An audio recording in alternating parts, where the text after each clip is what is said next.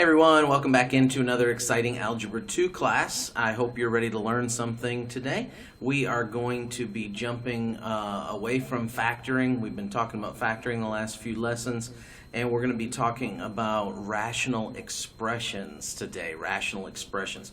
What is a rational expression? A rational expression is an algebraic fraction, more or less, okay? So basically you're talking about a fraction with x's and y's and variables in it. And it doesn't matter if it's in the numerator or the denominator or both. Doesn't matter if there's multiplication, addition, there can be other things going on. But a rational expression is just another way of saying it's an algebraic fraction, okay? And so that's what we're going to be dealing with today. We are going to go over multiplication, division, addition, and subtraction. We'll see if I can get through all that in this video. If I can't, then we will go ahead and do a two-part on this, but we might. We'll see. It is pretty deep stuff, and there's a lot to cover here. So let's go ahead and get started. The first thing that we want to do is talk about what we're looking for in an answer. In baby math, we would get something that looks like this: 4 over 10. Okay, and we would say that's not the right answer. That's maybe part of the answer. It's not fully reduced. So what would we have to do? We'd have to find the greatest common factor, and we'd have to say, okay, we can divide a 2 into both of those, and we're going to get 2 over 5, and that's our final answer. Well, the same thing is going to be true in algebra when we're dealing with algebraic fractions. We also have to reduce those down to lowest terms. So when you're giving me an answer here through this section, I want you to give me the answer in lowest terms. So I want you to be able to reduce it, and so we're going to have to talk about some of those things. How do we reduce an algebraic fraction? And things like that. So let's go ahead and get into it. Let's just work this one. Let's just reduce a fraction. We'll start there. So if I have 4ab squared over 2b, and I want to reduce that fraction, that is not a good answer, okay? So we need to reduce that in order to give us a better answer. And so the way that we do that is we would kind of divide it into parts, into pieces. And so the first thing we're going to do is we're going to deal with this part right here, the 4 and the 2. And we'll go ahead and reduce that down, and we'll get a 2 on top. And you could put a 1 on the bottom if you want. The a doesn't cancel with anything. There's no a, so the a would stay on top, nothing on the bottom there. And here, a b1, 2 minus 1 is a b1 up here, or just a b goes here, and then that cancels to a 1. So 1 times 1 on the bottom, or 2a over b over 1, or just 2ab be the answer. Now, that's kind of the basis. We've already even done a little bit of that here in the last few lessons. But that's kind of the basics. That's the idea there is that you got to reduce, you've got to find common factors, and then try to get it to the simplest terms. Now, there is something else interesting in this, and let me show you what that is. Let's kind of go all the way back here to the beginning. If you remember something about fractions, one of the things about fractions is you can never have 0 as a denominator. If you try to do that on your calculator, it will say something like math error, undefined, something. It'll tell you that you can't do that. That's not a thing. Now you can have it on the numerator. You could have 0 over 1, okay, and then that would be 0. But you can't have 0 for denominator. It's not something that you can have. So what if b were to equal what? What would make that denominator go to 0? Well, if b equaled 0, what would you get? So let's say we substitute this in here, and we got 2 times 0 equals anything times 0 is 0. So if b equals 0, then that thing goes undefined, or that thing turns into a math error. So there is something here where technically b does not equal 0. We don't want b to equal 0, because when b equals 0, we have a math error. So what we would say is part of the solution is that b cannot equal 0. B cannot equal 0. B could equal anything else in the world. B could equal 6. So if b equals 6, we plug 6 in there, and we end up with 2 times 6, or we end up with 12 for our denominator. Fine. 12's fine. Any other number is fine. The only number that's not fine is 0. So the only thing that makes this denominator go to 0 is 0, if b equals 0. Now, every denominator is going to be something different. So let's say this denominator, instead of being 2b, let's say this denominator was 2 plus b. 2 plus b. What would make that one go to 0? Well, we would have 2 plus b, and this is the easiest way to do it. You just say, okay, so what makes it go to 0? Well, just set it equal to 0. Just say, okay, 2 plus b equals 0. So what makes that go to 0? Well, the way that you would figure that out is get b by itself or solve the equation. So minus 2, that's going to cancel, and we're going to get b equals negative 2. So if we take negative 2 and we put it in there, look what happens. 2 plus negative 2. What happens when we do 2 plus negative 2? We get 0. And then that makes that undefined, okay? So b cannot equal 2. That is part of the solution set. Or maybe better said, part of the solution that you're letting everybody know that it can't be that. B, it's what's called an excluded value. It's not part of the domain. If you look at your book on page number 41, at the top of the page, you're going to see the word domain. The domain is the potential, the total possible answers for a problem. And most problems, they don't really have a limit. It could be anything, any number in the world. These ones do have a limit, and the limit is the denominator cannot equal 0. That's very important to understand. Very, very important. The denominator cannot equal 0. So everything else works except for the denominator cannot equal 0. Okay? So that is not part of the domain. The domain is all the possible answers. That in that case, negative 2 would not be part of that possible answer.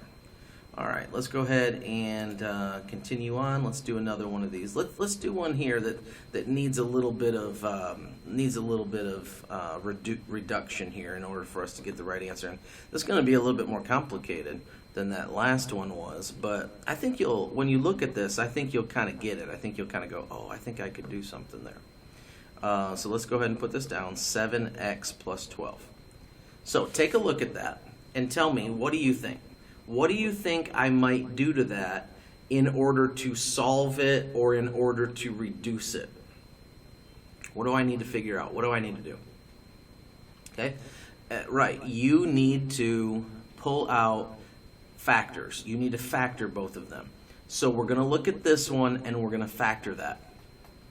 So we're going to get x plus and x plus because both of those signs are positive.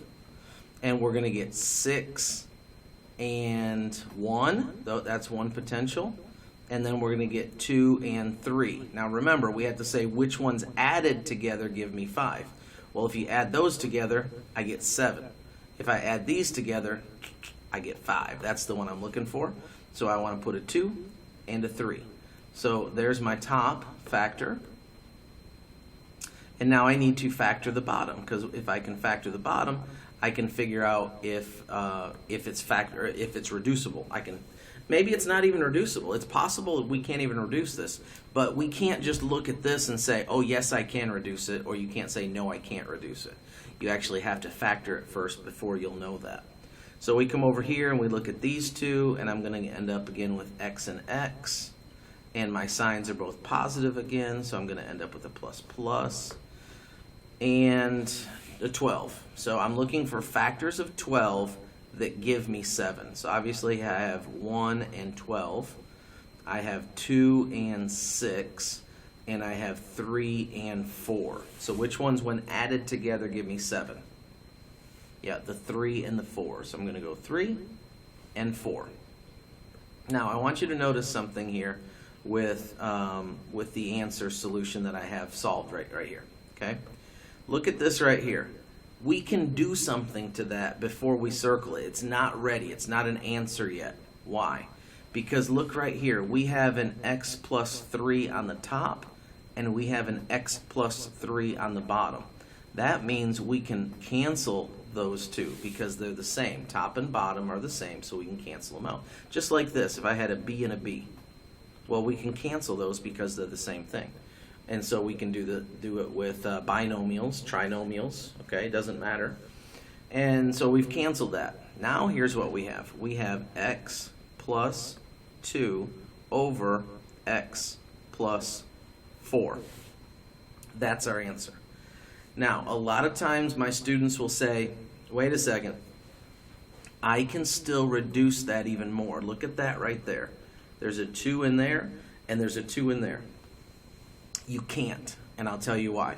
You can't reduce that, and here's why. Because of this plus sign. This is called a binomial. The only way we could reduce that is if we could factor something out of that.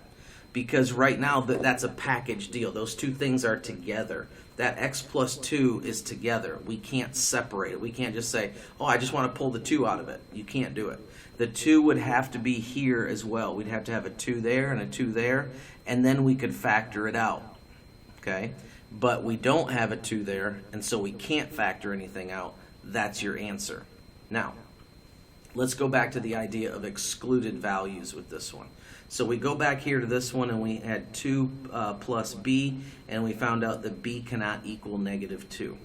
Well, in this case, what we want to do is take this canceled factor. You take the canceled factor. You don't have to take this one. You have to take the canceled factor, and you set the canceled factor equal to 0. X plus 3 equals 0. Okay? And so then you just work it, minus 3, x cannot equal negative 3. X cannot equal negative 3. So here's your solution. X cannot equal negative 3 and x plus 2 over x plus 4. That's your complete answer. Okay. Now I'm pretty happy if you give me this right here. I'm pretty happy because you did the problem. You just forgot one thing. You do have to set your canceled factors equal to 0. So if you cancel a factor, make sure you set it equal to 0. And you'll see that example there on page number 42. Okay, let's look at this example here that I have for you. 5x squared over 3r cubed m to the 7th times 12r squared over 15x to the 4th. All right, so what we want to do here is we want to multiply this. Now, if you remember when we were doing baby math problems, we had things like this. 3 over 4 times, let's see, we'll do 2 over 9. Okay? Now, we can actually, before we multiply, one of the strategies that we can use on this one is we can cross. Remember when we cross canceled? We looked here and we said, okay, 3 goes into 3 1 and 3 goes into 9 3 times. 2 goes into 2 once and 2 goes into 4 twice. Now we could multiply that out. 1 times 1 is 1. 2 times 3 is 6. We'll get 1/6. Well, the same thing, the same principle is going to apply here to this one. We can cross cancel this one before we start multiplying. So if you look here, we have a 3 that can cancel to a 1. And a 12 that can cancel to a 4. 3 goes into 3 one time, 3 goes into 12 4 times. We have a 5 that goes into that 1 time. We have a 5 that goes into this 3 times. Then we can look at the letters and we can cross cancel letters. See, we have an r cubed and an r squared. And so we'd have an r or an r to the 1 here. We have an x squared here and an x to the 4th here. So that would be x squared here. And then we can just go ahead and write what we have left. So we have 1, this canceled to a 1, so that's nothing. We have 4, and then this canceled to a 1, so all we have up top is a 4. Okay, that's all that's left. And then here, on the bottom, we have an R left, we have an M7 left, we have a 3 left, and we have an X squared left. So lots of stuff there. So we're going to have a 3. We'd like to put it in alphabetical order, so M, well, I'd put it like this. The book actually puts it backwards, but whoops, there we go. M7RX squared. So yeah, that's what's left over, and that's your answer. And notice we can't reduce anything else. If we cross cancel right, there's nothing else that we can reduce. Look, the 4 and the 3, nothing there. There's no M, there's no letters in the top. There's nothing else that we can do. No other cancellation. Division is exactly the same process. The only difference is, remember when we had this? So now we had 3 over 4 times 9 over 6. Well, 9 over 6. 9 over, I don't know, 8. We'll do that. Okay. Whoops, I put multiplied. I wanted to put divide. Sorry about that. We'll divide that, not multiply it.